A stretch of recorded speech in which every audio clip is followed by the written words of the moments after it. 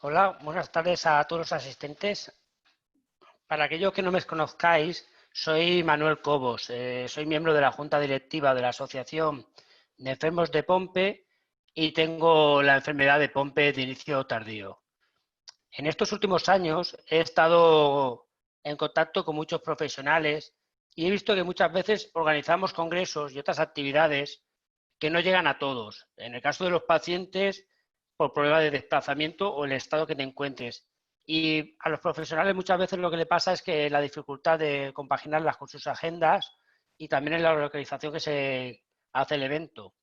Por eso el año pasado surgió la idea de realizar ponencias de manera telemática, con ponencias técnicas, como solemos hacer a veces en algunos encuentros, y otras con otras ponencias más de carácter social. Por eso, gracias a la colaboración de la farmacéutica Sanofi Genzyme, hemos dado vida a este proyecto, que es Compartiendo Salud 2.0.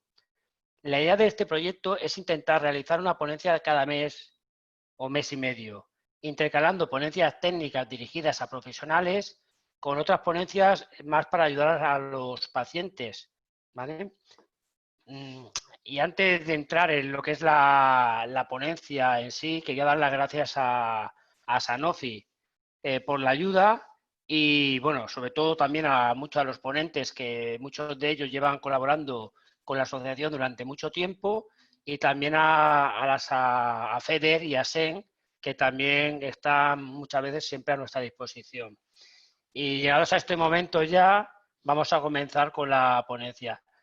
Primero, la temática empezará primero el ponente a realizar lo que es la presentación. Una vez que el ponente haya hecho ya la presentación, pasaremos al turno de preguntas. Y como estamos en una webinar, quiere decir que los interlocutores no van a poder interactuar con el ponente, solamente los que tenemos micro. Lo que vamos a hacer es que durante la ponencia, todos aquellos que queréis realizarle una pregunta al doctor Jordi Díaz, en la parte inferior de la webinar hay una opción que es preguntas y respuestas. Me las ponéis aquí, por favor, y yo cuando acabe la ponencia del doctor Jordi Díaz, yo le iré transmitiendo las preguntas. Vale, entonces ya paso a presentar al doctor Jordi Díaz. El doctor Jordi Díaz, que muchos seguramente conoceréis, es un doctor que lleva colaborando con la asociación durante muchísimo tiempo y que está en proyectos de investigación concretos en la enfermedad de Pompe, y que hasta hace muy poquito estaba aquí en el Hospital de Sant Pau de Barcelona y ahora ya se ha ido a investigar a Newcastle. Pero bueno, seguimos en contacto con él y él ha sido muy generoso y va a colaborar con nosotros. Y ya pasado a este punto, le doy la palabra al doctor Jordi Díaz. Muchas gracias, Manu. Espera, a ver si puedo abrir mi vídeo porque se dice que el anfitrión no me deja iniciar mi vídeo. Le he pedido que inicie mi vídeo y ahora me veréis. ¿Qué tal? ¿Cómo estáis? En primer lugar, quiero agradeceros, como siempre, que la confianza y que sigáis contando conmigo para todas vuestras actividades. Para mí es un placer poder... Ahora hay algunas... Vale, parece que sigue funcionando el micro. Pues lo que os decía, estoy muy contento y la verdad es que quiero dar las gracias, como siempre, a la asociación por contar conmigo. Entre todos estos últimos años, pues la verdad es que siempre me habéis invitado a todas vuestras actividades y eventos y bueno, pues me encanta que eso sea así, que podamos seguir la unión y la colaboración a pesar de que yo ya no estoy en Barcelona. Entonces, bueno, pues voy a compartir mi pantalla. Entiendo que ahora veis la pantalla todos. Sí, y voy a ir pasando diapositivas y me vais diciendo si veis cómo se mueve. Entonces, bueno, yo hoy voy a hablar de qué podemos esperar del tratamiento de la enfermedad de Pompe. Es un tema que hemos hablado ya en algunas ocasiones en vuestras reuniones y creo que han salido datos nuevos y creo que hay cosas nuevas que están llegando que merecen la pena que comentemos.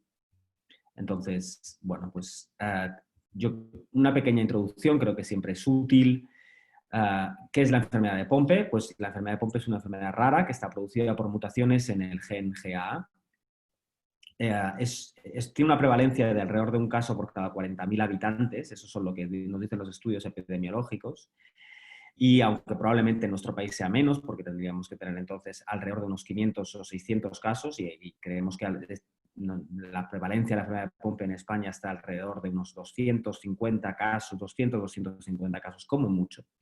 Entonces el gen GAA codifica la proteína maltasa ácida, que es una enzima lisosomal, como sabéis, responsable del metabolismo del glucógeno en el interior de los lisosomas de las células.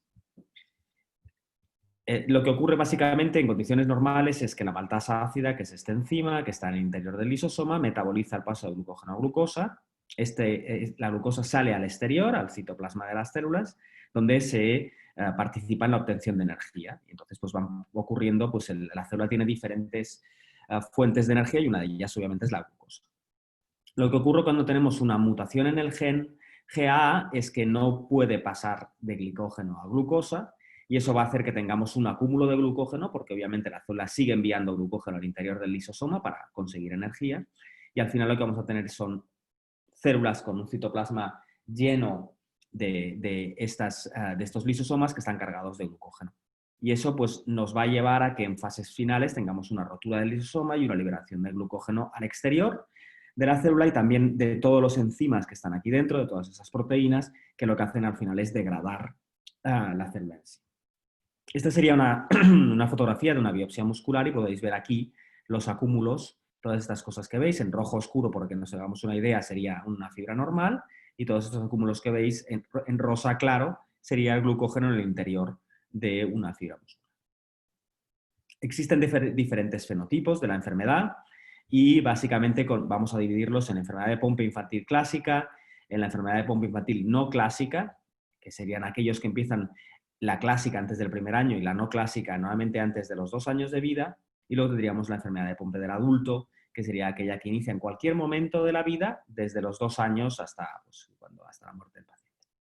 Entonces, no voy a hablar hoy de síntomas porque lo sabéis perfectamente bien, pero básicamente la diferencia entre infantil y adulto es que en la forma infantil es una enfermedad relativamente homogénea, la mayoría de los pacientes van a empezar antes del primer año de vida, suele ser con una debilidad generalizada que se acompaña de hipotonía. Estos pacientes tienen muchas dificultades para poder movilizarse, para tragar la comida, necesitan frecuentemente tener una sonda para alimentarse. Hay una afectación respiratoria de la musculatura respiratoria que está débil y hay una miocardiopatía hipertrófica que hace que el corazón sea de gran tamaño y eso es lo que va a producir la muerte del paciente en el primer año de vida. En las formas del adulto, estas formas se inician en cualquier momento de la vida, como hemos comentado antes, es decir, se le llama del adulto, pero en realidad no es un buen término porque hay niños de 5 o 10 años que pueden empezar con síntomas y corresponder a este grupo. Entonces, por eso se le llama también a veces de Pompe tardío, ¿no? Pero en todo caso, dejando esa parte más de cómo llamar a la enfermedad, pues es un inicio en cualquier momento de la vida, normalmente con una debilidad muscular que es progresiva, que afecta fundamentalmente a la musculatura pélvica al inicio y luego también a la musculatura del tronco, lo que se llama musculatura axial, que se puede acompañar, y lo hace de hecho muy frecuentemente, de debilidad de la musculatura respiratoria y que, a diferencia de la forma infantil, pues la afectación cardíaca es mínima. Esta es una enfermedad que lleva a una discapacidad progresiva y permanente en todos los pacientes.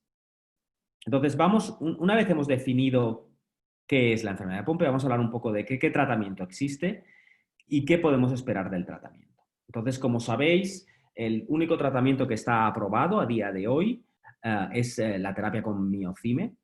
Entonces, miocima lo que es una enzima recombinante en la que básicamente lo que se hizo fue generar una enzima que venía a sustituir el enzima actual, el enzima de las células. Entonces, básicamente, esta enzima lo que hace es unirse a unos receptores que se llaman receptores de manosa 6-fosfato, que están en la superficie de las células. Estos receptores cogen el enzima y lo llevan al interior del lisosoma, donde el enzima degrada el glucógeno. Es decir, donde no había enzima ahora lo hay y ese enzima es activo y degrada el glucógeno. Los estudios que ha habido, vamos a dividirlos en POMPE infantil y POMPE del adulto. En el POMPE infantil hay un único ensayo clínico que se publicó en el año 2006. En este ensayo se pues, reclutaron 19 pacientes, de los cuales 18 entraron en el ensayo y uno pues, no entró. De esos 18 pacientes, 9 fueron randomizados a 20 miligramos por kilo por cada semana, por cada 2 semanas, perdón, y 9 fueron randomizados a 40 miligramos por kilo. Entonces, estos pacientes se siguieron durante una serie de semanas y al final se comparaban sus resultados de evolución con controles históricos, es decir, datos que venían de niños que habían sido seguidos antes del tratamiento. Y lo que se pudo ver es que si esto eran los controles históricos, esto es la curva de supervivencia, es decir, vemos como en los controles históricos había una caída progresiva de la supervivencia y que prácticamente el 100% de los pacientes seguidos no superaba los 15 meses de vida. Aquí, en el estudio, todos los pacientes eran capaces de superar los 15 meses de vida. Además, se vio que no solo superaban los 15 meses de vida, sino que la gran mayoría lo hacían sin necesitar ningún tipo de ventilación. Es decir, hasta el mes 10, ninguno de los pacientes tratados necesitó ventilación, mientras que hemos visto la curva anterior en la que todos morían antes de los 15 meses de vida. Y además, el otro parámetro importante es que el tamaño del corazón disminuía claramente con el tiempo de la enfermedad. Es decir, que el tratamiento era claramente efectivo para las dos medidas que se habían diseñado, supervivencia y tamaño del corazón. El estudio fue considerado un éxito y desde luego lo fue. El tema es que ahora conocemos mucho más de la respuesta a largo plazo, porque estamos hablando de que el ensayo fue en 2006, estamos en 2020, han pasado 14 años, y pues se han ido tratando niños en diferentes países del mundo. La recogida de los datos en las formas infantiles y en general de las formas del adulto, una vez se ha comercializado el fármaco, ha sido errática. Es algo que claramente tenemos que decir, pues los datos no están recogidos siempre de forma prospectiva. Muchos estudios se han hecho pues, analizando las historias, faltan datos, obviamente, pero ya en el año 2015 este grupo de Manchester pues, evidenció que las curvas de supervivencia con los años parecía que no eran tan estupendas como habían sido en el ensayo. Entonces veíamos como más de alrededor del 40% de los pacientes fallecían antes de los 5 años de vida y aquellos que superaban ese momento seguían vivos hasta los 10 años. Pero prácticamente un 70% de los pacientes necesitaban soporte ventilatorio. Es decir, el tratamiento claramente mejoraba, pero los pacientes seguían progresando y muchos de ellos morían antes de esta edad, de los 5 años de vida, y muchos de ellos necesitaban ventilación. Además, se pudo ver que la respuesta al tratamiento era muy diferente de un niño a otro. Aquí tenéis, este es un artículo que a mí me gusta mucho, del grupo holandés, donde pone fotos de los pacientes antes de empezar el tratamiento, todos con estas caras perfectas y de bebés, y podéis ver cómo a medida que van creciendo hay niños que tienen un aspecto normal, mientras que hay otros donde claramente vamos viendo que hay una miopatía, una afectación de la musculatura facial, ¿verdad? Hay una alteración en el desarrollo de esta musculatura y una debilidad facial evidente, y eso quiere decir que la respuesta variaba un poco de uno a otro. Además, hemos conocido que los pacientes con POMPE infantil pueden desarrollar también problemas en el sistema nervioso central, debido a que el enzima no cruza la barrera hematoencefálica, no entra en el cerebro, y hay descritos en los últimos años varios estudios en los que vemos alteraciones en la sustancia blanca del cerebro, y eso puede asociarse a dificultades motrices que hasta ese momento no veíamos, y también a problemas cognitivos que normalmente suelen ser leves, pero que pueden acompañar a los casos infantiles, asociándose también a algunos problemas de audición o algunos problemas en la vista. Es decir, que el tratamiento, pues vemos aquí que es efectivo, claro que sí, mejora la expectativa de vida de los pacientes, cambia completa y radicalmente la historia natural de la enfermedad, pero no es un tratamiento perfecto, ya que puede acompañarse de una progresión en los síntomas, una mortalidad aumentada y una serie de alteraciones cognitivas y alteraciones también motoras posteriores. En el caso del adulto, el ensayo clínico que se publicó, el único ensayo clínico realizado con miocime, se publicó en el año 2010. Este ensayo es un ensayo que estuvo varios años hasta que se pudo realizar y completar. En este ensayo se incluyeron pacientes con formas del adulto que eran capaces de caminar una distancia determinada y que podían necesitar ventilación, pero no una ventilación invasiva. Los pacientes se randomizaron a dos grupos, el que recibía el tratamiento a 20 miligramos por kilo cada 2 semanas y el que recibía placebo, y se siguieron durante 78 semanas. Lo que se pudo ver es que en las pruebas de caminar los pacientes en placebo estaban estables, mientras que los que recibían el tratamiento mejoraban alrededor de unos 30 metros y esas diferencias fueron significativas. Y cuando mirábamos la función respiratoria, aquellos pacientes en placebo en tratamiento mejoraban alrededor de un 1%, mientras en la capacidad vital forzada, mientras que los que estaban en placebo empeoraban alrededor de un 3%. Y estas diferencias eran también significativas. Pues bien, igual que pasó con las formas infantiles, se han ido recogiendo datos de pacientes tratados. Si estamos hablando de que en el 2010 se publica ese estudio, hay ya 10 años de tratamiento desde ese momento, había algunos pacientes anteriores que se habían recogido, pero bueno, ha habido varias publicaciones en los últimos años. En el año 2017, el grupo holandés, que siempre, como sabéis, es el grupo que más pacientes tiene, porque todos los pacientes de Holanda van a tratarse a su centro, pues ellos ya recogen datos de función motora y de función respiratoria. Aquí en gris clarito lo que podéis ver es la historia de los pacientes. Es decir, los pacientes habían sido seguidos con esta prueba, que es una prueba de fuerza en la que se analiza la fuerza muscular. Habían sido seguidos previos al tratamiento y estos datos son datos reales. Y veis que había una caída progresiva por cada año de la fuerza. Y aquí es cuando empieza el tratamiento. Y vemos claramente que hay una mejoría considerable durante los 2 primeros años, una estabilización y luego, en algunos casos, había un empeoramiento, mientras que otros pacientes se mantenían estables. Y aquí lo que veis en la línea de puntos, por decir así, es qué hubiese pasado si hubiésemos seguido con la historia natural. Y las diferencias entre lo que pasó y la predicción de lo que podría haber pasado sin tratamiento eran significativamente mejores. Es decir, los pacientes mejoraban, se estabilizaban y aunque podían empeorar, seguían estando mejor que lo hipotético de lo que hubiese pasado sin tratamiento.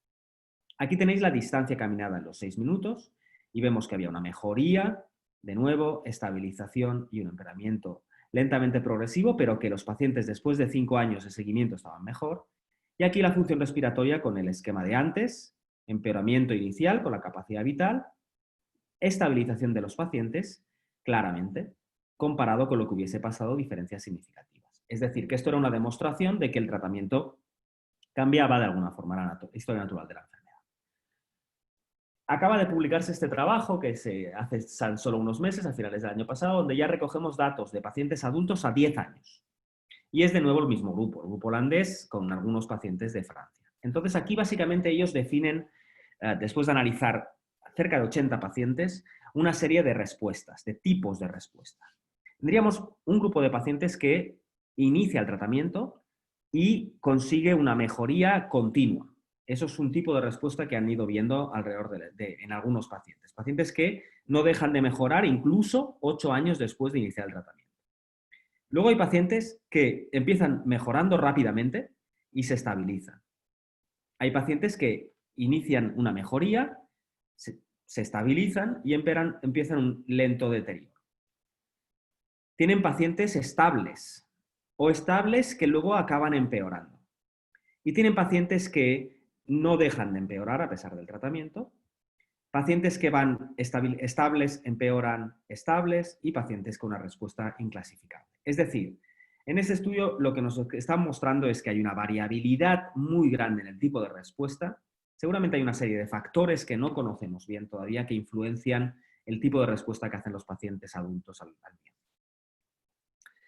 Como os decía, en este estudio incluyeron 100 pacientes.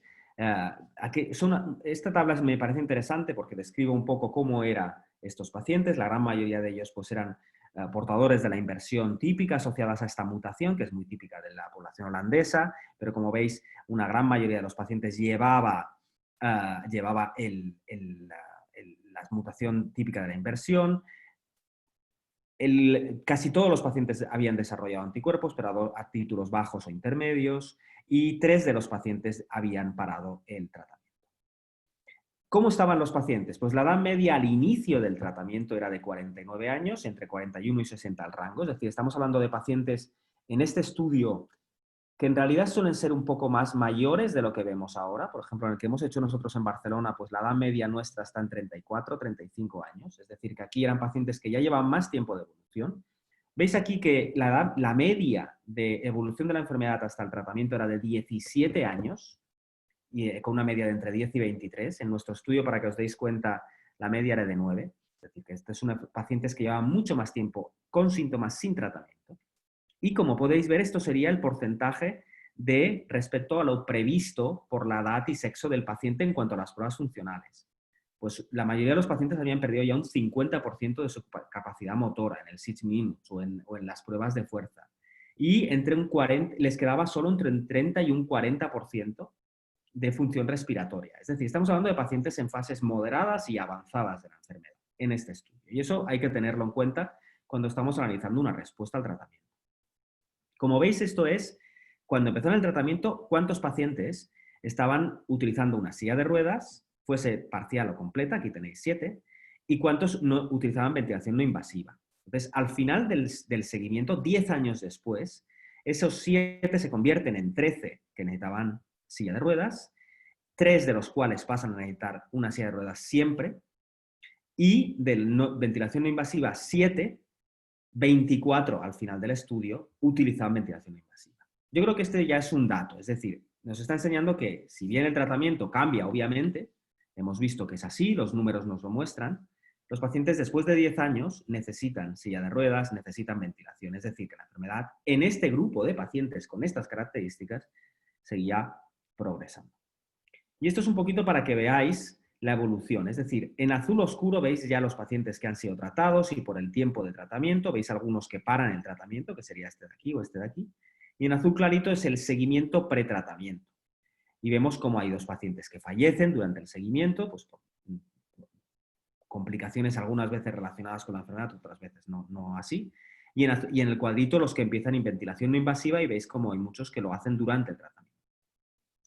Y aquí las mismas curvas que hemos visto antes. Es decir, básicamente lo que estamos viendo es que esto sería función respiratoria.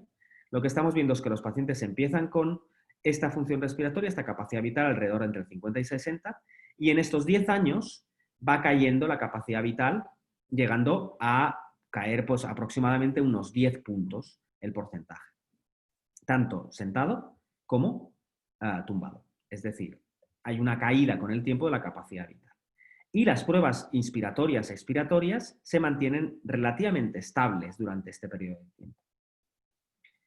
Aquí vendría a ser la capacidad respiratoria que hemos visto que cae un 10%, pero si la extrapolamos a la historia natural. Es decir, igual que han hecho antes, nos muestran datos pretratamiento de seguimiento de nuestros pacientes, tanto sentados como tumbados. Empezamos el tratamiento, vemos una mejoría. ¿Y qué pasaría si no hubiésemos tratado a los pacientes y esto fuese una línea recta? Y veis que sí, a pesar de que empeoran los pacientes, y es obvio, las diferencias con la situación hipotética siguen siendo significativas. Y eso es importante tenerlo en cuenta.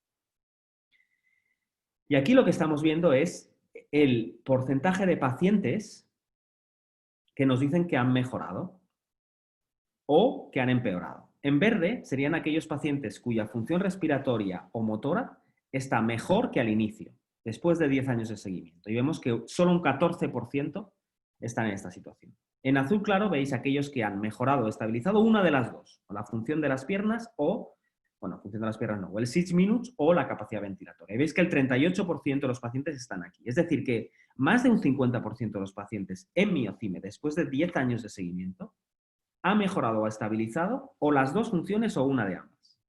Pero, por contra, un 50% aproximadamente, un 48%, está peor en ambas, en la función respiratoria y en la función motora. Y eso es un poco lo que nosotros hemos ido viendo. La verdad es que me gusta mucho poder enseñaros esta diapositiva hoy porque este es el resultado final del trabajo que nosotros hemos estado implicados, el trabajo de resonancia magnética en el que muchos de vosotros habéis participado y de aquí de nuevo os quiero dar las gracias por haber participado en este estudio. Hemos publicado este trabajo en una revista muy buena de músculo hace apenas 3 meses. Y aquí básicamente, como sabéis, lo que hicimos fue seguir a pacientes con la enfermedad de Pompe utilizando pruebas físicas y resonancia. Y lo que vimos fue cuantificábamos la cantidad de grasa en los músculos. Y pudimos ver que efectivamente de media, veíamos un incremento progresivo en la cantidad de grasa en los músculos de los pacientes que nos estaba indicando que efectivamente la enfermedad no estaba parada.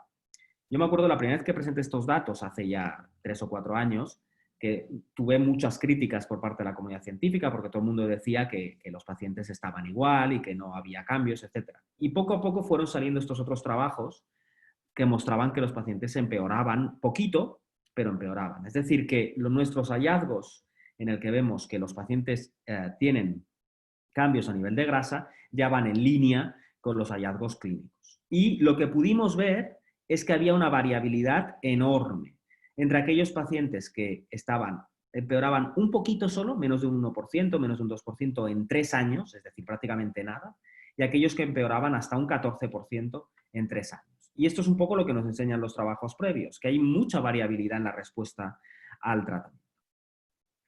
Y enfrente de esto, pues, ¿qué tratamientos están llegando? Básicamente hay 2 estrategias. Una es enzima recombinante de nueva generación.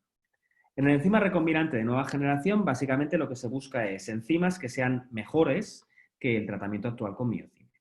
La casa farmacéutica Sanofi Genzyme pues, ha desarrollado un nuevo tratamiento que se llama avalglucosidasa alfa, también se le conoce como NEO. Esta vendría a ser la terapia de segunda generación en el que el enzima se ha enriquecido de residuos en la superficie para que se una mejor a los receptores de manosa 6-fosfato, es decir, aquellos que hemos visto antes que se encargaban de meter el enzima en la célula. Estos estudios lo que han mejorado, es decir, este enzima ha demostrado en modelos animales que mejora considerablemente la eliminación de glucógeno en las fibras musculares. Y ha habido estudios ya hechos con pacientes, estudios en fase 1-2, el NEO-1, que ya se acabó y se publicó, que básicamente miraban la seguridad del tratamiento, se vio que el tratamiento era seguro. El estudio COMET se ha acabado ya, es decir, la fase randomizada ya está acabada, están todos los pacientes ya en fase abierta recibiendo tratamiento y, de hecho, el día 16, que es la semana que viene, se publican los resultados de este estudio, con lo cual estamos todos muy impacientes por ver si el ensayo COMET, que es el ensayo grande, internacional, multicéntrico, en el que han participado 96 pacientes de diferentes países, 3 pacientes en San Pau, pues vamos a saber si realmente este tratamiento ha mostrado mejoría o es igual de efectivo respecto al tratamiento previo con miocine. Y además tenéis que saber que hay también un estudio en marcha, el MiniComet, en el que se están tratando pacientes con formas infantiles. Y en estas formas infantiles lo que se va a hacer es seguimiento de los pacientes con 2 dosis, o 20 o 40 miligramos por kilo. Este es un ensayo que está todavía en marcha.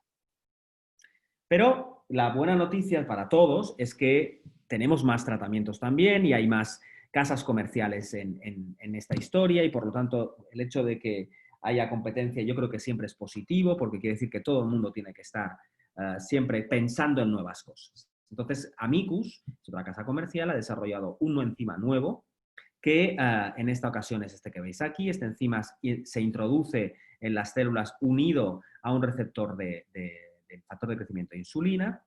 Y no solo se da el tratamiento con este enzima, sino que se da un fármaco que se llama chaperona, que lo que hace es estabilizar la vida media del fármaco. Es decir, hacer que el fármaco esté más tiempo en sangre. Y por lo tanto, las fibras musculares tienen más tiempo para captar.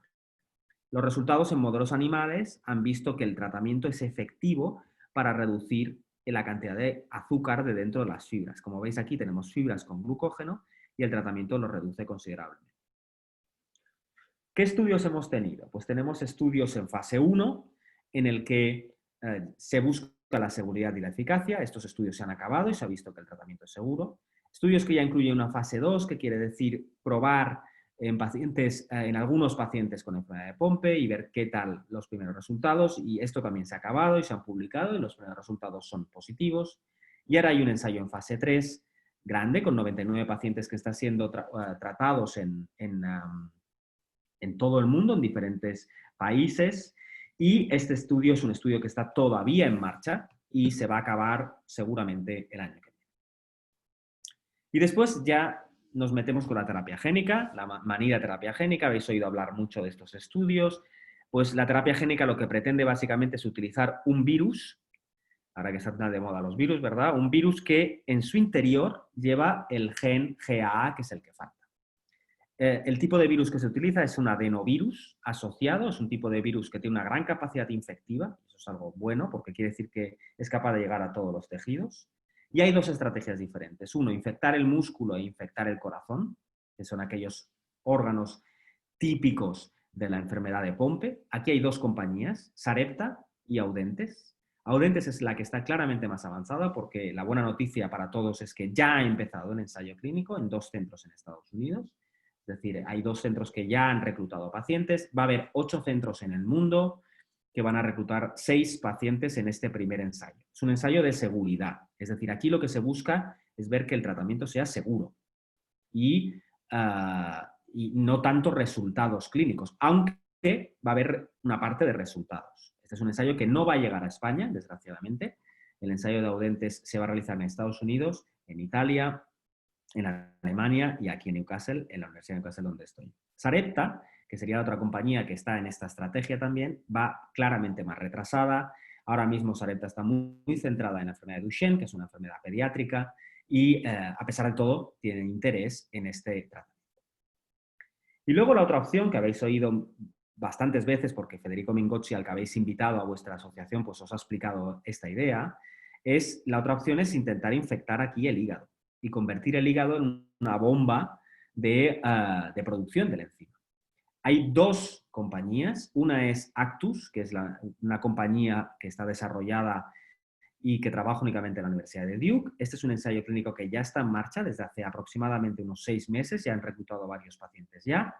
Y luego tenemos otra compañía que es Spark Therapeutics, que es la compañía donde trabaja Federico Mingozzi y que tiene un ensayo clínico en desarrollo que todavía no ha empezado y que posiblemente empezará el año que viene. Aquí simplemente es para recordaros que la idea fundamental con esta última estrategia, que a veces suena un poco rara y por eso siempre quiero explicarla, es que la enzima llega al hígado, infecta el hígado y el hígado empieza a producir el enzima que sale a sangre y en vez de estar recibiendo el enzima una vez cada 2 semanas, pues estas 24 horas en contacto. Los resultados de este tipo de estrategia pues son efectivos, han mostrado que hay una reducción en la cantidad de azúcar en las fibras musculares, que hay un aumento en la supervivencia de los ratones, como veis aquí, y que hay una mejoría en la fuerza muscular en los mismos ratones. Como conclusiones, pues la enfermedad de Pompe es una enfermedad grave y progresiva que lleva una discapacidad notable y un aumento en la mortalidad de los pacientes. Yo creo que eso es muy importante, ¿no? Porque cuando vemos los tratamientos y volvemos atrás, a veces la gente se olvida un poco de dónde salimos. Por eso siempre a mí me gusta explicar de dónde salimos, ¿no? La enfermedad de Pompe infantil, como habéis visto, el 100% de los pacientes se moría antes de los 15 meses de vida. Y hoy, obviamente, este tratamiento pues, no es perfecto, los pacientes desarrollan complicaciones, todos los que tenéis hijos con la enfermedad lo sabéis, lo veis, que vuestros hijos pues, tienen una cierta discapacidad y que pueden desarrollar más o menos problemas, pero no hay color, es decir, con lo que teníamos antes. En la enfermedad de Pompe del adulto, venimos de una enfermedad donde teníamos un alto porcentaje de pacientes que acababan en silla de ruedas, un alto porcentaje que necesitaba ventilación invasiva y una mortalidad asociada. Obviamente han cambiado las cosas, pero necesitamos quizás más datos de grupos más grandes de pacientes para ver qué ocurre. Entonces, yo creo que eso es importante y otra de las conclusiones, que la terapia enzimática ha cambiado la historia natural de la enfermedad. Pero no es perfecta, y eso está claro.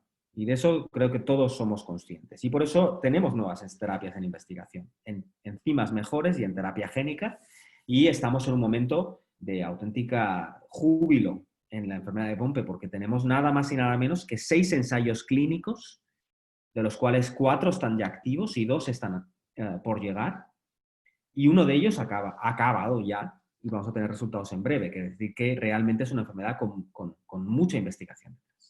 Y como decía siempre uno de mis adjuntos en el Hospital de San Pau, que ya falleció hace unos años, pues el futuro es bueno por definición, y ese es un poco el último mensaje que quiero daros. El futuro al que nos enfrentamos en la enfermedad de Pompe es mejor que el presente sin ningún tipo de duda. Muchas gracias por vuestra atención.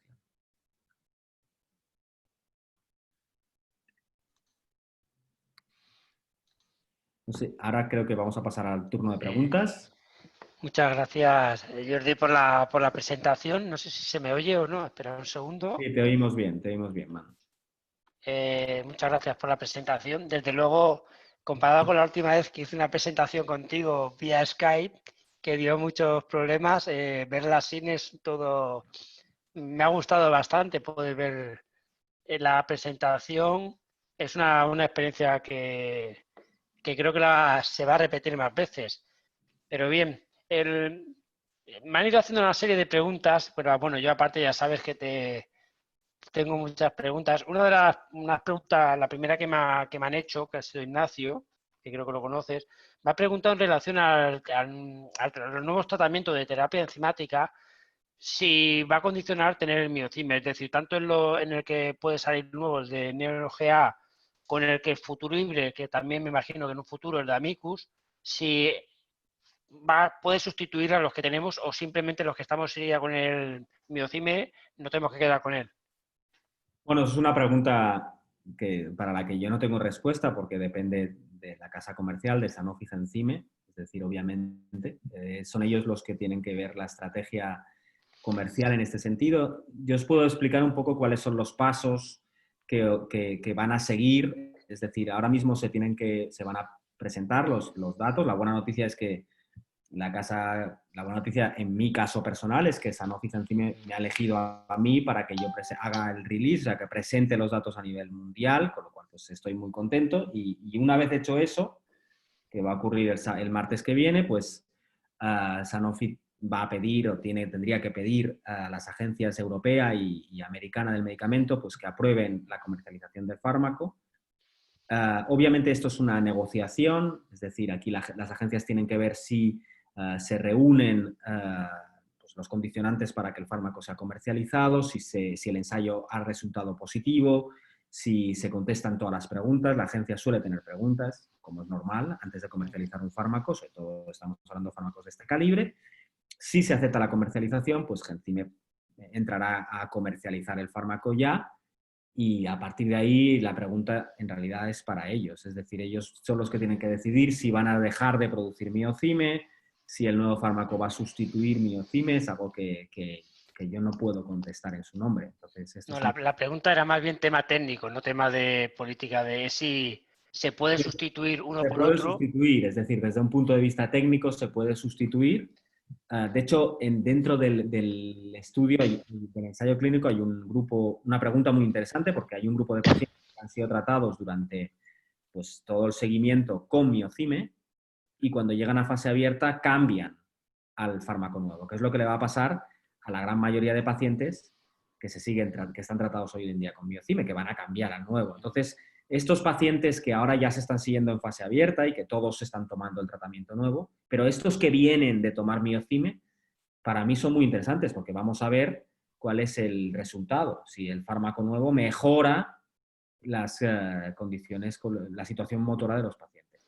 Desde un punto de vista, ya fuera de eso, del resultado que obtengamos, desde un punto de vista técnico no hay un problema. Es decir, que los pacientes que estén tomando miocime van a poder tomar el nuevo fármaco si este fármaco se comercializa o si se comercializa el fármaco de Amicus, van a poder cambiar al fármaco de Amicus. Vale. Este sistema es bueno porque tengo muchas preguntas que hacerte. No es respecto a la resonancia magnética. Tengo dos preguntas. Es decir, una pregunta es que me pregunta Silvia es si las resonancias magnéticas, en el caso de que no hay ningún síntoma clínico, si son relevantes y es importante hacerlas. Yo ya sé más o menos tu respuesta, pero bueno. Sí, la respuesta es que sí. Sí que es relevante porque nosotros Sí. hemos podido ver cómo la resonancia magnética es capaz de identificar cambios en la musculatura, especialmente la musculatura paraespinal, es decir, la musculatura alrededor de la espalda, musculatura pélvica, en aquellos pacientes que se considera que son presintomáticos y sin que esto tenga todavía una repercusión en los síntomas del día a día. Es decir, que sí, la resonancia magnética es muy importante porque es capaz de identificar cambios en los pacientes adultos, incluso antes de que tengan síntomas. Y dicho lo cual, quiero puntualizar, es decir, en pacientes infantiles, es decir, en niños que tengan la enfermedad, hay que tener un poco de cautela, Porque nosotros, por ejemplo, pues en este estudio hemos podido seguir a pacientes infantiles, a pacientes que tenían enfermedad de Pompe del adulto, pero que tenían 12, 11, 9, y hemos visto como algunos de estos chicos han desarrollado síntomas y la resonancia, el tipo de resonancia que hacíamos nosotros no mostraba cambios. Es decir, que en el paciente adulto, cuando digo adulto me refiero a mayor de 25 o 30 años, que tiene Pompe con cecas altas y ya está, y que sigue haciendo una vida normal, a ese sí que es útil la resonancia sintética. Al paciente infantil, ese niño de 7, 8, 9, que le hemos diagnosticado la enfermedad de Pompe y que lo estamos siguiendo, es más dudoso que la resonancia nos muestre cambios. Lo cual no quiere decir que no se tenga que hacer, quiere decir que no nos tenemos que dar tranquilos solo con hacer la resonancia. Es decir, hay que hacer más cosas. En ambos grupos, pero en los niños todavía no. Bueno, otra pregunta que hace Rafa, va relacionada, es, ¿ganamos algo usando a día de hoy la resonancia muscular en el seguimiento de la enfermedad de Pompe? Y si nos puedes cambiar la actuación de la terapéutica. Vale, esa es una buena pregunta. Es decir, el problema que tenemos fundamentalmente a día de hoy es que para hacer un buen seguimiento de la enfermedad de Pompe, lo que queremos es medir la cantidad de grasa que hay en el músculo. Para hacer eso necesitamos una serie de secuencias específicas que desgraciadamente no están en muchos de los hospitales y necesitamos un tiempo para poder analizarlas. Nosotros lo hicimos en un estudio de investigación.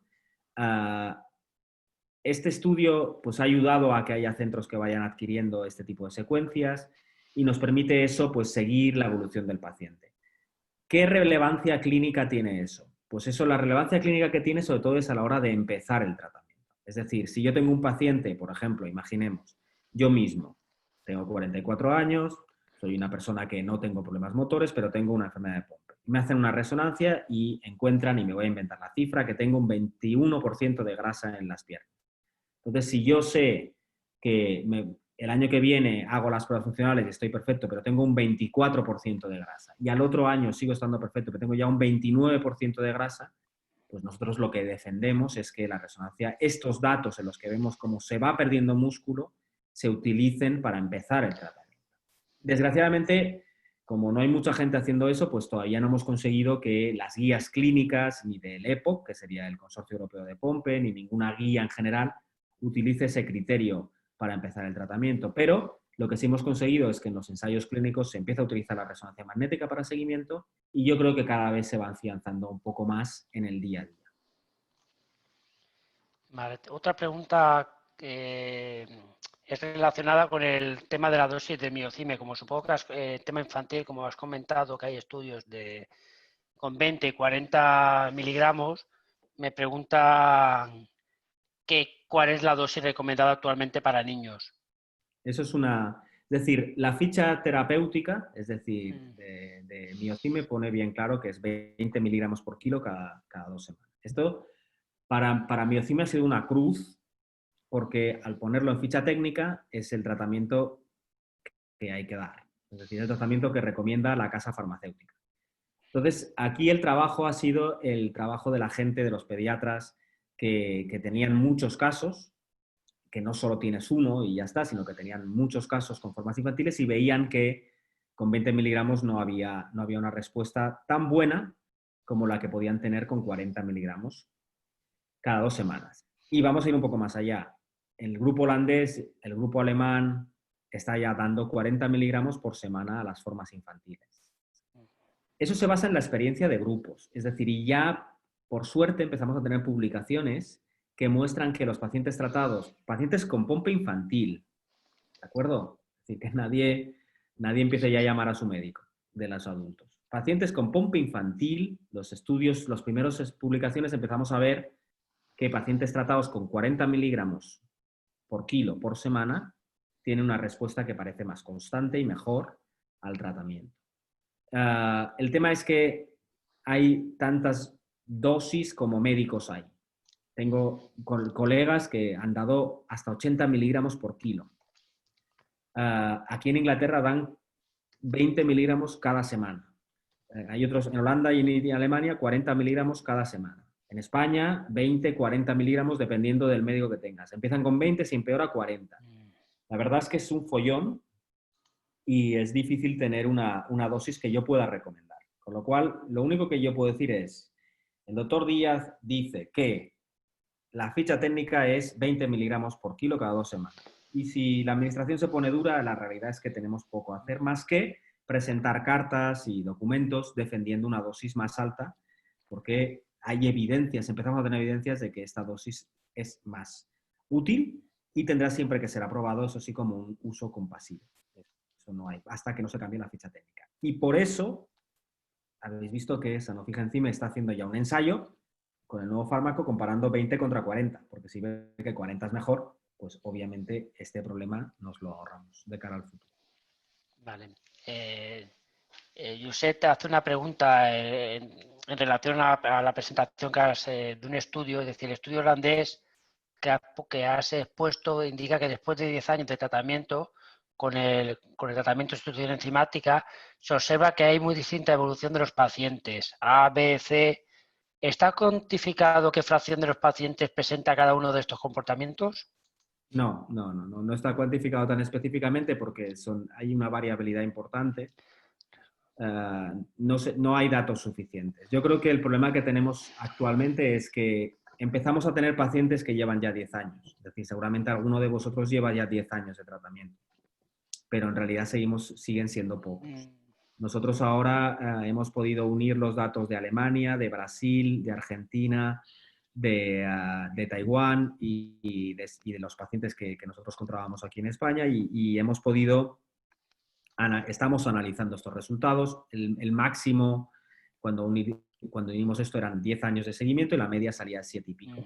Y los resultados están en línea, es decir, en general lo que vemos es que la mayoría de los pacientes notan una estabilización durante una mejoría inicial, una estabilización durante un tiempo.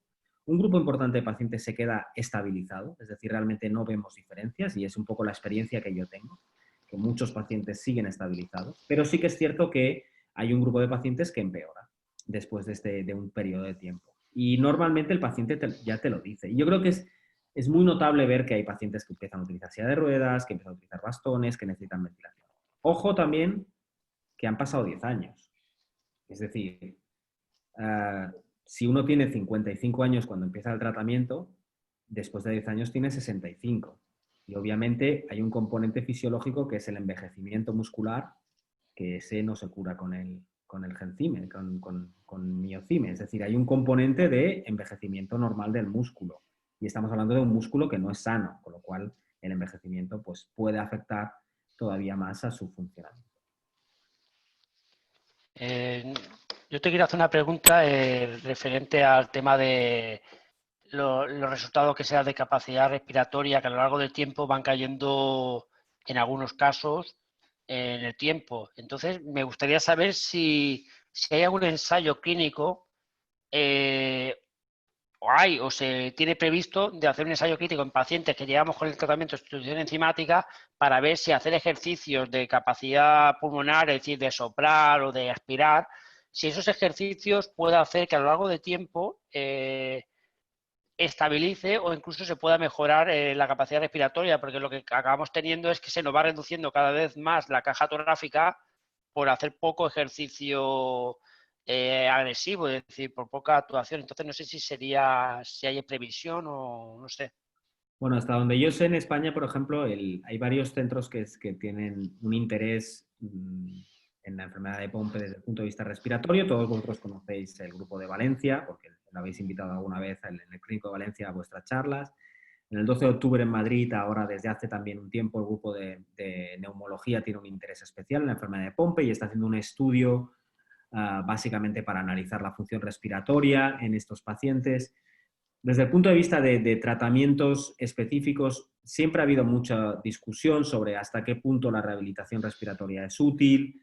Estos ejercicios, por ejemplo, hay una serie de ejercicios que son soplar contra resistencia, por ejemplo, utilizando globos o utilizando como una especie de canuto en el que tienes que soplar por un canuto estrecho.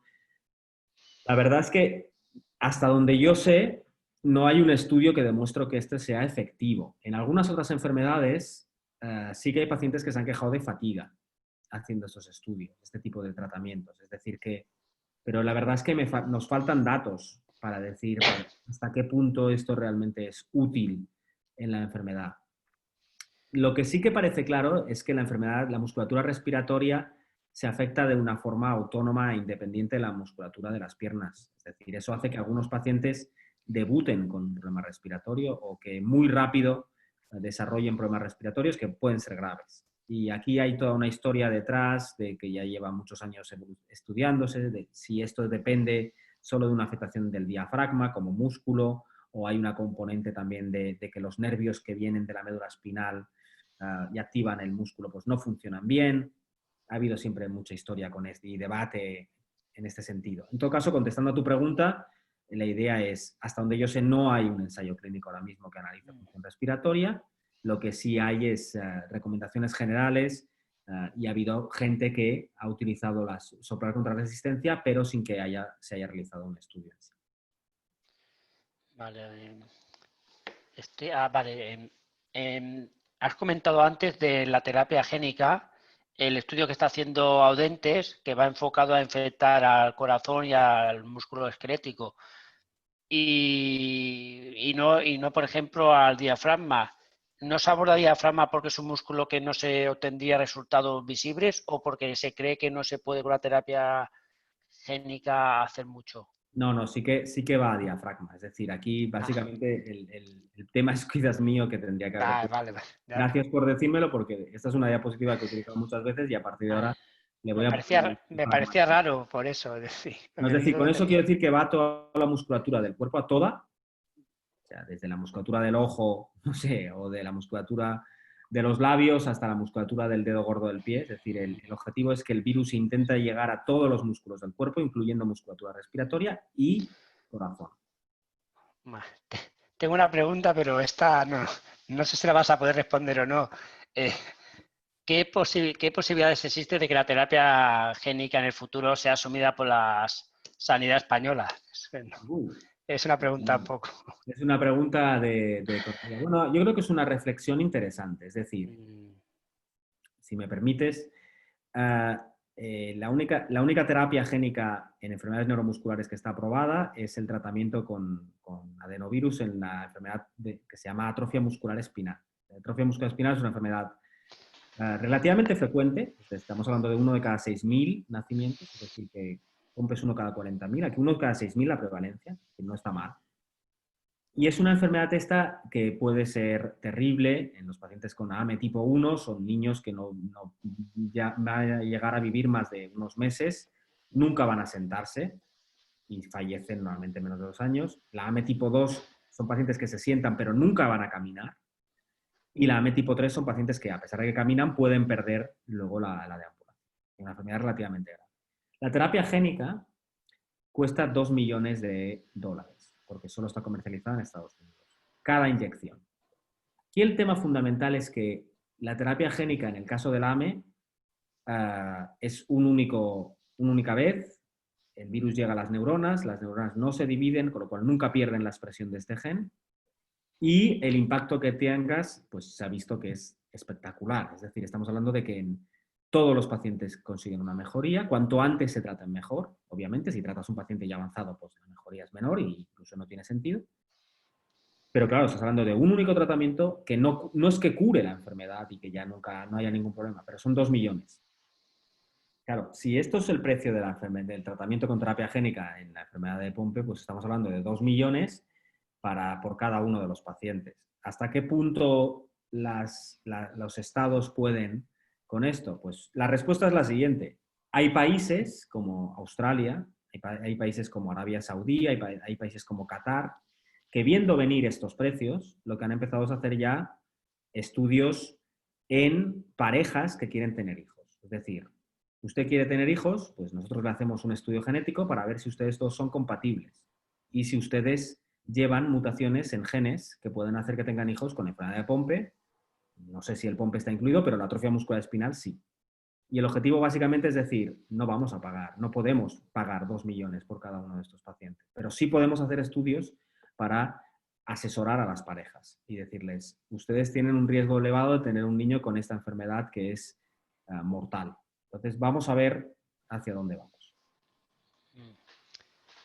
En relación al contexto actual que tenemos de la pandemia del COVID, me preguntan si puede influir en el ralentecimiento de los estudios, tanto en terapia de sustitución enzimática como en la terapia génica. Pues sí, Sí, desgraciadamente sí, puede influir, ¿no? ha Está influido, sí. influenciando.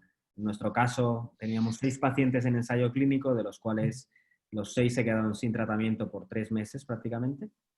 Y eso obviamente pues, ha sido un dolor de cabeza tremendo conseguir que estos pacientes pudiesen ser tratados a sus domicilios. El problema cuando tú tienes un tratamiento en el hospital y los pacientes tienen que venir, el problema es que no pueden venir porque no pueden cruzar provincias, no pueden cambiar de sitio. Nosotros tenemos pacientes, en este caso, que venían de Andalucía, pacientes que venían de Madrid, pacientes que venían de Baleares, pacientes que venían de Asturias y no podían venir. Y hasta que hemos organizado el tratamiento a domicilio, pues han pasado 2 meses, 2 meses y medio. O sea que sí, obviamente. Y no es la única situación. Aquí en Newcastle, donde estoy yo trabajando ahora, pues se han parado los estudios y todavía no se han reiniciado.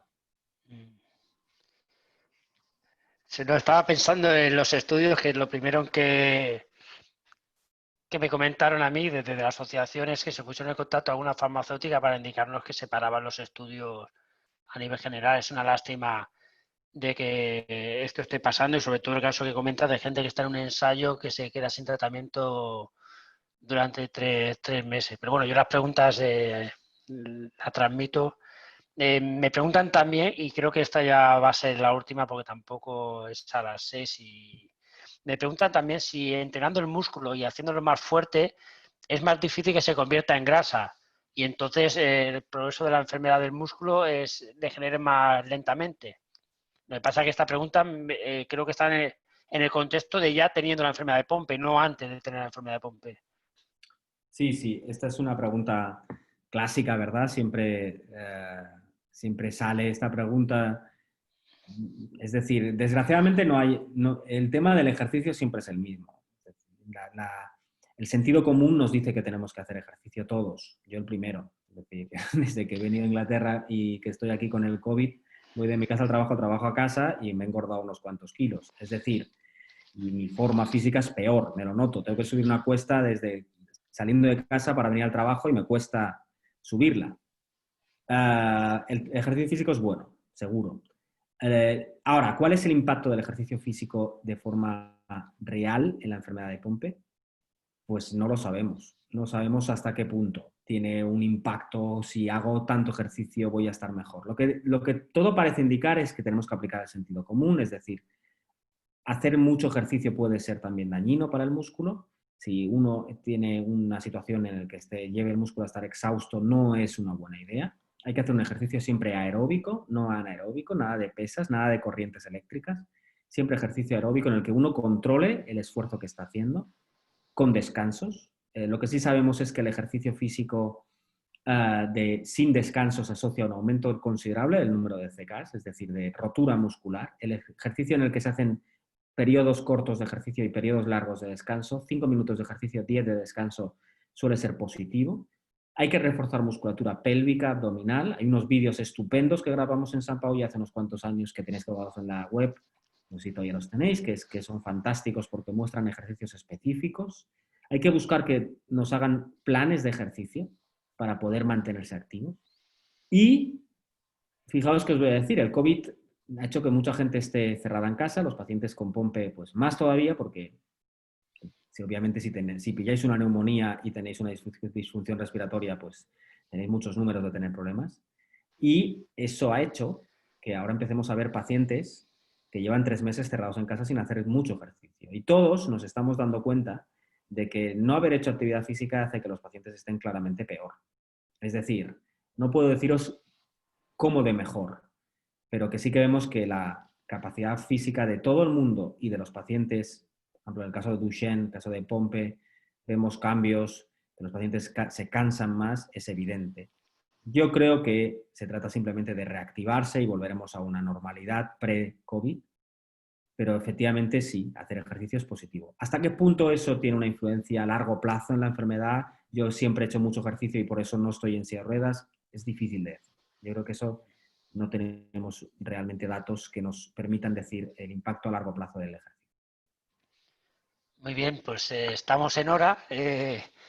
Si alguien tiene que hacer una pregunta o que sea más técnica o la haya quedado sin el tintero, podéis enviarme a mí la pregunta. Mi email es tesorería@asociaciondepompe.org y yo ya la transmitiría al doctor Jordi Díaz y pues si procede ya os lo envío por escrito y ya está. Pues muchas gracias, Jordi.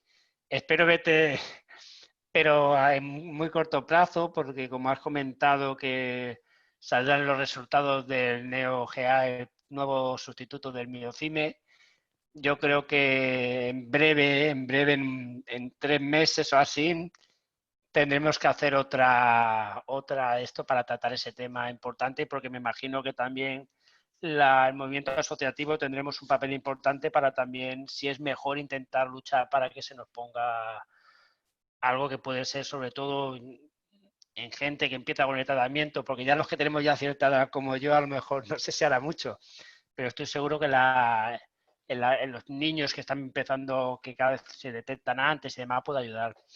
Y bueno, ya con esto solamente comentar a todos los que estáis presentes que dentro del día 22 de junio se hará la próxima webinar que tratará algo relacionado con la enfermedad de Pompe, que es el tratamiento en casa. Es decir, es un proyecto, el Home Therapy, que se ha puesto en marcha sobre todo como consecuencia del COVID, porque la imposibilidad de ir al hospital, como comentaba el doctor Jordi Díaz antes, nos ha pasado no solamente a los que están en proyectos de investigación, sino también a muchos pacientes que estamos en zonas que han sido críticas. Y entonces se explicará este proyecto que a ver si tiene vías de futuro. Muy bien, pues muchas gracias a todos los asistentes y sobre todo a ti, Jordi, por ser siempre así tan fácil y accesible. Muchas Muy gracias bien. a vosotros por invitarme y será un placer para mí, ya sabes, volver a conectarme con vosotros y explicaros los resultados del estudio COMET. Un abrazo.